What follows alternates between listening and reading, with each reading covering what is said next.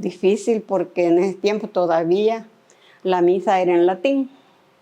Nosotros, la mayoría de la gente, humilde y sencilla, analfabeta, no sabía qué quería decir amén.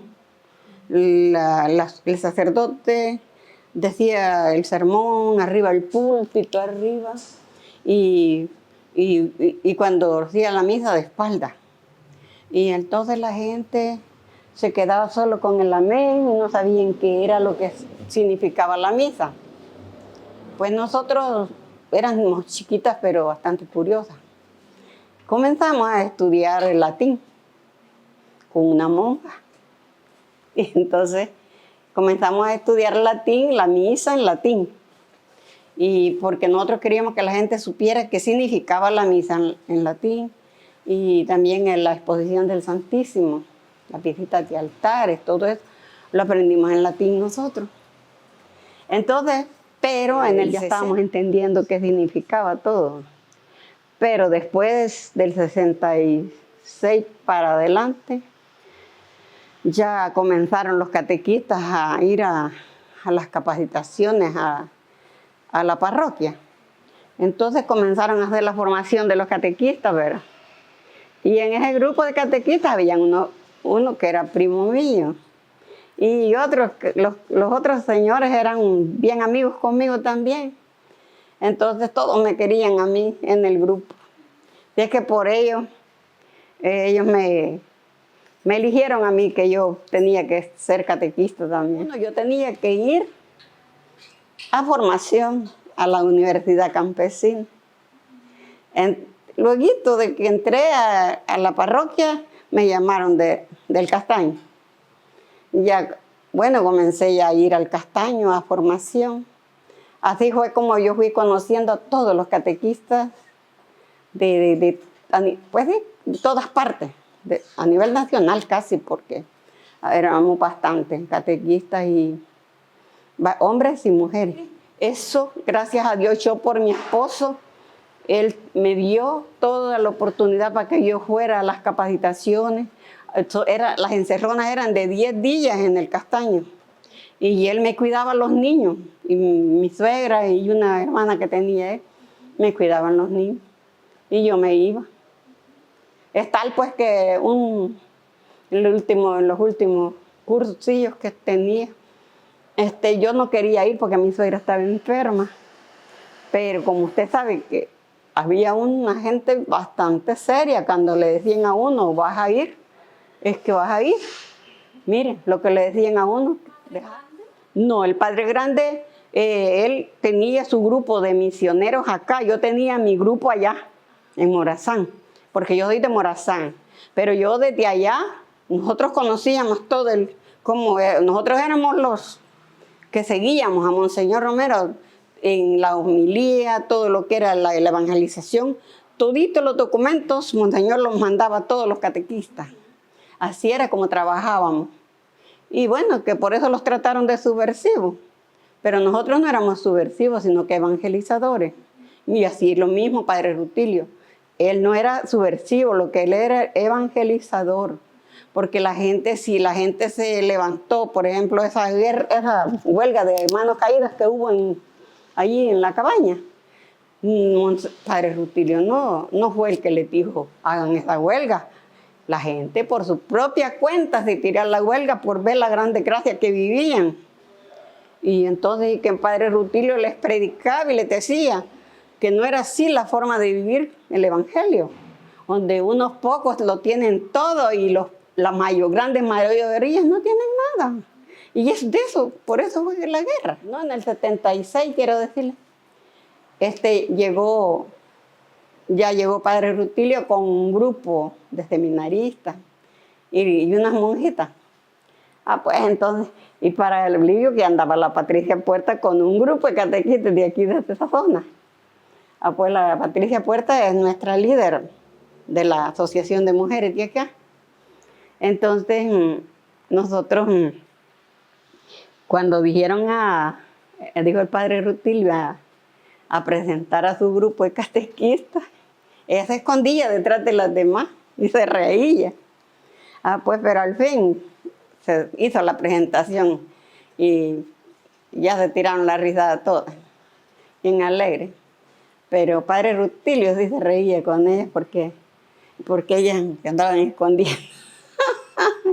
Y siendo ella, esta Patricia Puerta era una gran líder. Entonces ella no sé qué cargo ocupaba, si era secretaria o presidenta, no sé, pero ella era la directiva de los CACs, de unas tiendas que había abierto el arzobispado en las comunidades donde habían catequistas, para que la gente comprara los productos más cómodos, porque todito carísimo, porque ya la guerra ya estaba encima.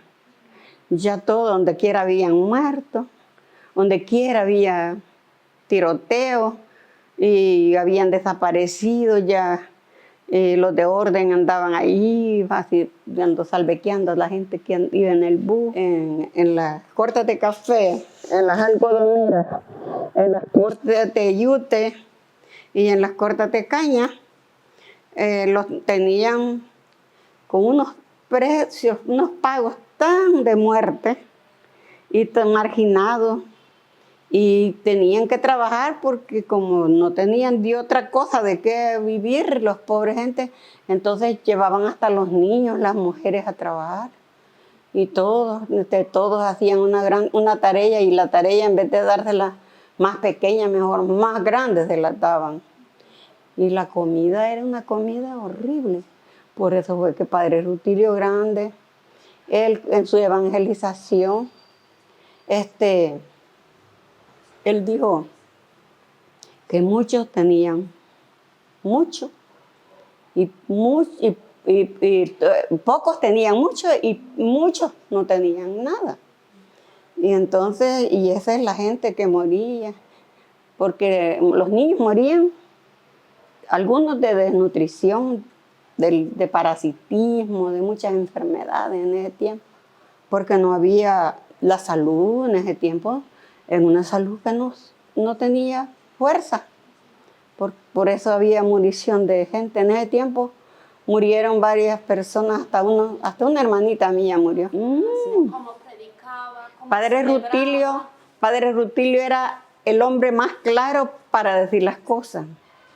El hombre más, quizás más cercano a la gente humilde. Y la gente más humilde era la que más se acercaba a él. Y padre Rutilio, eso era lo que él quizás le dolió de ver tanta gente sufrida, tanta gente que luchaba para mantener a su familia y con grandes dificultades, y por tanto que sufrían y tanto que luchaban, no podían ver una casita bonita, no podían tener un pedacito de tierra, como lo decía él, ¿verdad? Que los pájaros tenían a dónde hacer su nido, pero los pobres campesinos no tenían a dónde sembrar una mate maíz, y les tocaba sacar las matas de maíz del gran pedrero, porque al padre lo mataron el 12 de marzo. El 14 de marzo teníamos nosotros el documento de Monseñor Romero, donde decía él que mientras no se aclarara la muerte de padre Rutilio Grande, no iría a oficiar ninguna misa oficial, en ninguna toma de posición de todas las grandes autoridades que siempre llamaban al obispo para que fuera a bendecir su toma de posición. Y allí venía en el semanario toda la historia de padre Rutilio. Cómo Rutilio trabajaba, qué Rutilio hacía, que cuando Monseñor Romero, él se graduó de Monseñor, él fue el maestro de oratoria. Entonces Monseñor tenía mucha confianza con padre Rutilio. Y entonces Rutilio fue entonces la llave que abrió la puerta para que Monseñor Romero entendiera el sufrimiento del pueblo, cómo sufría el pueblo.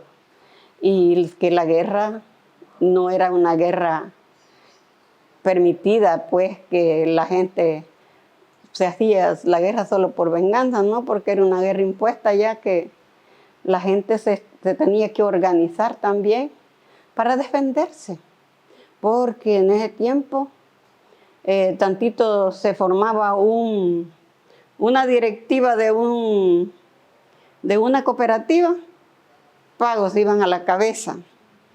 Al propio presidente de la cooperativa, a ese descabezaban. Y es que Rutilio para nosotros fue el sacerdote más carismático, más dinámico, con más firmeza y más dado al pueblo. Y entonces, eso es lo que decimos nosotros. A Monseñor Romero le sirvió de mucho la conversión con Padre Rutilio, porque Padre Rutilio fue el que lo hizo entender la realidad que vivía el país. Y él, cuando mataron a Rutilio, prometió que ya no callaría. Fue cuando él comenzó le mandó la carta a Carter diciéndole que no mandara ayuda porque era para armas y para matar a la gente. Y también hizo muchas cosas de denuncias de todos los masacres que había, de todito. Y también se abrió la oficina que tenía Monseñor y la radio.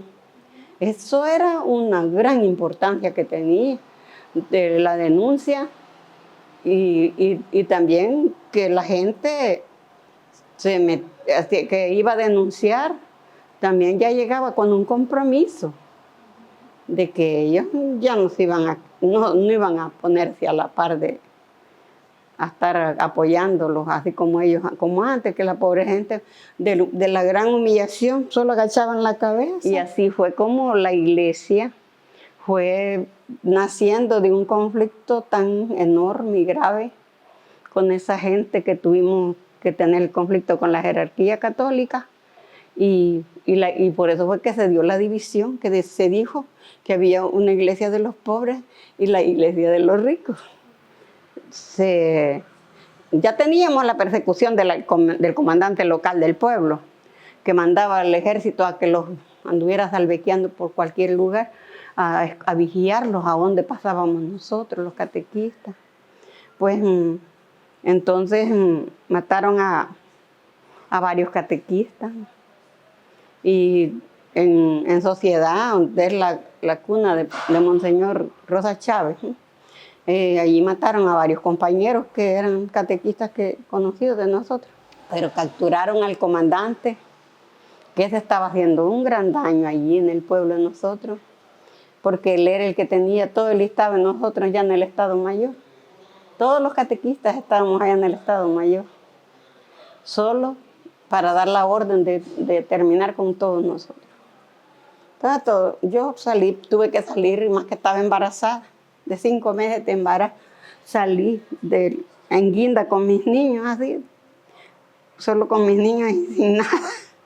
Salimos, por suerte el padre Pedro los encontró, nosotros íbamos por el monte y él iba por la calle, entonces, y los conoció inmediatamente, los llamó y él los llevó en el carro y los metimos al convento. Otro día salimos para Nicaragua. Comenzamos a hacer el retorno. Comenzamos a formar el comité de retorno para alivio que a mí me nombraron responsable del retorno. Yo tenía que venir a comprar la tierra para sentar esa comunidad. ¿En qué año retornaron? Nosotros venimos en el 91. Venimos el 15 de marzo del 91. Si nosotros queríamos venir el propio día de Rutilio Grande. Esa era la idea de nosotros. Porque allá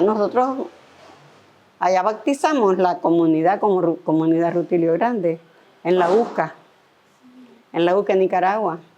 Todas las instituciones cristianas lo reunimos allá y bautizamos la comunidad. Hermanas de Suecia, la de la iglesia luterana, los estudiantes, se comprometieron a ayudarlos con la escuela. El alumnado de Suecia hizo esa escuela, entonces de la iglesia luterana, la escuela de nosotros. Pero la escuela la hicimos nosotros, ¿verdad? Ellos dieron el pisto para hacer la escuela, pero ahí pusimos trabajo todas nosotros trabajamos en la escuela. A los 6 meses ya estaba en la escuela. A los 6 meses de haber venido, fue lo primero que hicimos. El padre Rutilio, el legado que los ha dejado es que vivamos en comunidad, pero que los amemos los unos a los otros. Pero como Dios es amor de verdad y los quiere, los ama, así amaba él a su gente, padre Rutilio, igual que Monseñor Romero. El día 12 de marzo del año 77 mataron al padre grande que iba camino al país natal.